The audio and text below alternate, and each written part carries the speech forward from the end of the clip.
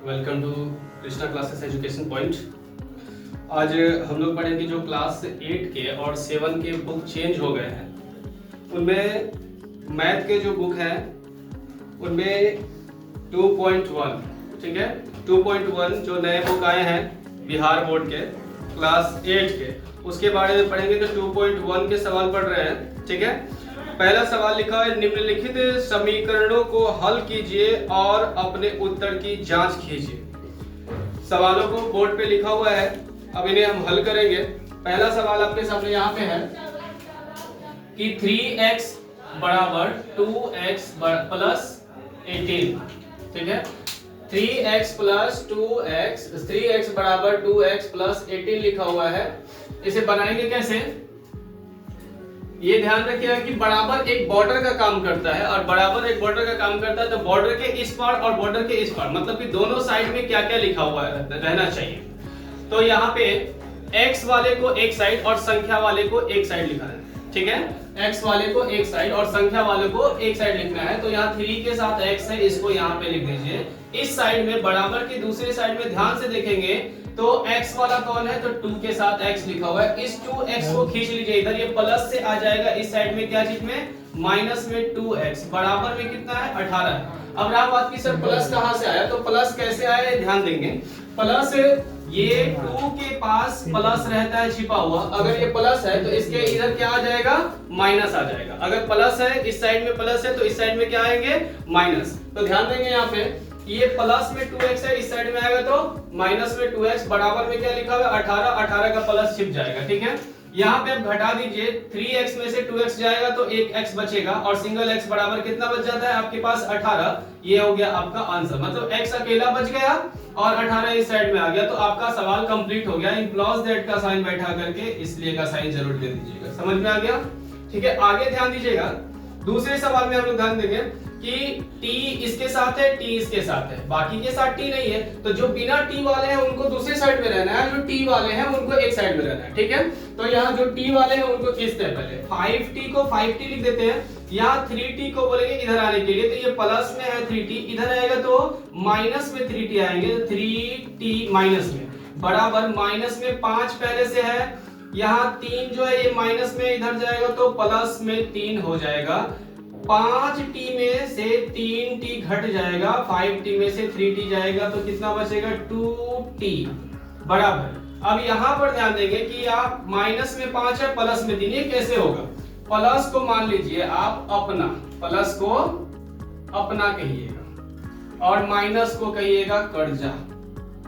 जब भी किसी के पास कर्जा होता है तो चुकाना तो बनता है, जब आप चुकाने जाइएगा तो अपना पैसा लेकर के ही जाइएगा। तो यहाँ ध्यान दीजिए कि कर्जा, यहाँ पे साइन है, माइनस का साइन मतलब कर्ज का साइन, और कर्ज के साइन के बाद क्या लिखा है, 5, मतलब 5 रुपए कर्ज है, और 3 रुपए प्लस में, मतलब ये आपके पैकेट का पैसा है 3 रुपए। ये 3 रुपए आप इसे अगर दे देंगे तो 2 रुपए कर्ज आपका बचता है। तो यहाँ पे कर्जा 2 रुपए बचा। फिर से समझेंगे कि जो प्लस होता है वो अपना पैसा है, जो माइनस में है वो कर्ज है। तो 5 के पहले माइनस है, इसका मतलब 5 रुपए कर्ज है, और 3 रुपए के पहले प्लस है, इसीलिए 3 रुपए आपका अपना पैसा है। वो 3 रुपए अगर 5 वाले को दे देते हैं तो वो हमसे कितना पाएगा, 2 रुपए कर्ज पाएगा। तो यहाँ पे इसीलिए लिखा हमने -2। अब t और 2 के बीच में गुना का साइन छिपा रहता है। ये हर चीज में, हर सवाल में, अगर कोई चर और अचर आपस में सटे रहते हैं। अब चर किसे कहते हैं, तो देखिए चर और अचर की बात करें, हम चर और अचर की बात करें तो चर कहते हैं a से z तक के अक्षर को चर कहा जाता है, a से z, या फिर अज्ञात राशि को चर कहते हैं। अज्ञात राशि का मतलब ABCD का इस्तेमाल अगर हम मैथ में करते हैं, अल्फा, बीटा, गामा, थीटा, ये सारे अक्षर जो मैथ में इस्तेमाल होते हैं जिनमें अंक नहीं होते हैं, वो सारे अक्षर क्या कहलाते हैं, चर कहलाते हैं। और जो अक्षर गणित वाले होते हैं अर्थात अंक वाले, जैसे 1, 2, 3, 4, 5, 6, 7, 8 जो भी हो, वो सभी क्या कहलाते हैं, अचर कहलाते हैं। चर और अचर आपस में अगर सटे हुए रहते हैं तो उनके बीच में गुना का साइन छिपा रहता है। जैसे मान लेते हैं 2x लिखा हुआ है तो बीच में गुना का साइन रहता है। तो यहाँ ध्यान एक चीज का और देंगे कि जब भी गुना रहेगा तो भाग होगा, और भाग रहेगा तो गुना होगा, जोड़ रहेगा तो घटाव होगा, घटाव रहेगा तो जोड़ होगा, ठीक है। चलिए अब सवाल की तरफ ध्यान देंगे कि यहाँ पर t है तो t को रोक दीजिए और बॉर्डर के दूसरे साइड में -2 पहले से है, यहाँ गुना में तो इधर जाएगा तो भागा में, यहाँ भाग का साइन दे करके आप 2 लिख सकते हैं और नहीं तो इस 2 को आप इसके नीचे भी लिख सकते हैं। तो इसको यहाँ से हटाकर हम अगर नीचे लिखे तो ज्यादा अच्छा है। 2 का पहाड़ा में 2 आएगा एक बार में, तो t बराबर आंसर आ जाता है आपका -1। आंसर हो गया आपका। इम्प्लॉज दैट का साइन जरूर दीजिएगा और सवालों को लिखते जाइएगा, ठीक है। चलिए दूसरे सवाल हो गया, तीसरे सवाल की तरफ बढ़ते हैं। तीसरा सवाल में बिल्कुल इसी हिसाब का सवाल है, बराबर यहाँ है t वाला इस साइड में, t वाला इस साइड में, दोनों को एक साइड किया हमने। बिल्कुल उसी प्रकार से यहाँ भी है कि x वाले इस साइड है, x वाले इस साइड है, दोनों साइड वाले x को एक साइड करेंगे और जिनके साथ x नहीं है उनको दूसरे साइड में कर देंगे। तो यहाँ पे 5x के साथ 3x इधर आ जाएगा, तो ये माइनस होगा क्योंकि यहाँ प्लस है, तो यहाँ आएगा तो माइनस में 3x बराबर में 5 पहले से है, 9 के पहले प्लस है, इधर जाएगा तो माइनस में 9। 5 में से 3 गया तो बचता है आपका 2x बराबर। अब इधर का क्या काम है, 5 के पहले कोई साइन नहीं दिख रहा है तो यहाँ प्लस का साइन छिपा हुआ है। अगर प्लस छिपा हुआ है तो ये अपना पैसा है। 9 के पहले माइनस मतलब कर्जा है 9 रुपए। अब 9 वाले जो कर्ज है उनको देना है हमें, तो देने के लिए हमारे पास मात्र 5 रुपए है। 5 रुपए अगर दे देते हैं तो उनके पास बचता है मात्र कर्जा के रूप में क्या बच रहा है, 4। x को रोक देंगे, बराबर में -4 पहले से है, यहाँ गुना होगा। पिछले सवाल में भी हमने बताया था कि यहाँ गुना रहता है चर और चर के बीच में, तो यहाँ गुना से क्या हो जाएगा, भागा। भागा का मतलब नीचे की तरफ लिखेंगे बट्टा में 2 का पहाड़ा में 4 आता है 2 बार में, तो x बराबर आपका हो जाता है -2। आंसर यहाँ इम्प्लॉज दैट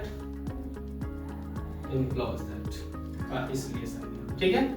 अब ध्यान देंगे यहाँ पे अगले सवाल में 4 नंबर में, ये भी उसी प्रकार का सवाल है।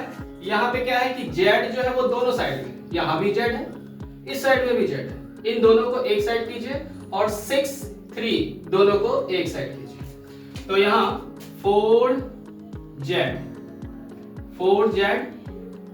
2z प्लस में इधर आएगा तो माइनस में 2z बराबर 6 पहले से है, 3 के पहले प्लस इधर जाएगा तो माइनस में 3। यहाँ घटा दीजिए, 4z में से 2z घट जाता है तो बचता है आपका 2z बराबर 6 में से 3 घटेगा तो कितना बचेगा 3। यहाँ z बराबर क्या बचता है, तो z बराबर 3/2। फिर से एक बार देख लेते हैं सवाल। 4z का 4z, 2z प्लस से माइनस में आया, 6 का 6 प्लस में 3 इधर जाएगा तो माइनस में 3। यहाँ पे 3/2 कैसे आया, तो यहाँ घटा करके 3 बचा, यहाँ 2 गुना में इधर जाएगा तो भागा में, तो z बराबर 3/2 आंसर। या इम्प्लॉज दैट इसलिए। चलिए अब 4 नंबर हो गया सवाल। देखिए 5 नंबर में x वाला यहाँ है और यहाँ भी x है, इन दोनों को एक साइड कीजिए, 14 को और 1 को एक साइड कीजिए। 2x माइनस में x इधर आएगा तो प्लस में x बराबर में 14 पहले से है, माइनस में 1 दूसरे साइड जाएगा तो प्लस में 1। इधर 2x और 1x, कितना x हो गया 3x। 14 1 15, x बराबर 15 गुना में 3 भागा में 3 का पहाड़ा में 5 बार में, x बराबर 5। अब यहाँ इम्प्लॉज दैट का साइन देंगे, यहाँ इसलिए का साइन और इसके आगे आंसर। ठीक है, आज के लिए 5 सवाल हम लोगों ने देखा। नेक्स्ट क्लास में, नेक्स्ट वीडियो में आप लोगों को आगे के 5 सवाल बता दिए जाएंगे। ठीक है, बाकी आगे आप लोग ध्यान से पढ़िए और ये जो सवाल है इन सवालों को नोट कर लीजिएगा, रिवीजन कीजिएगा। अगर नहीं समझ में आए तो कमेंट कीजिएगा या फिर दोबारा आप वीडियो देख सकते हैं। वीडियो तो आपका है, वीडियो आप दोबारा देख सकते हैं, दोबारा देख करके समझ जाइएगा। और अगर समझ में नहीं आए तो फिर दोबारा से वीडियो कमेंट कीजिएगा, दोबारा वीडियो बना देंगे।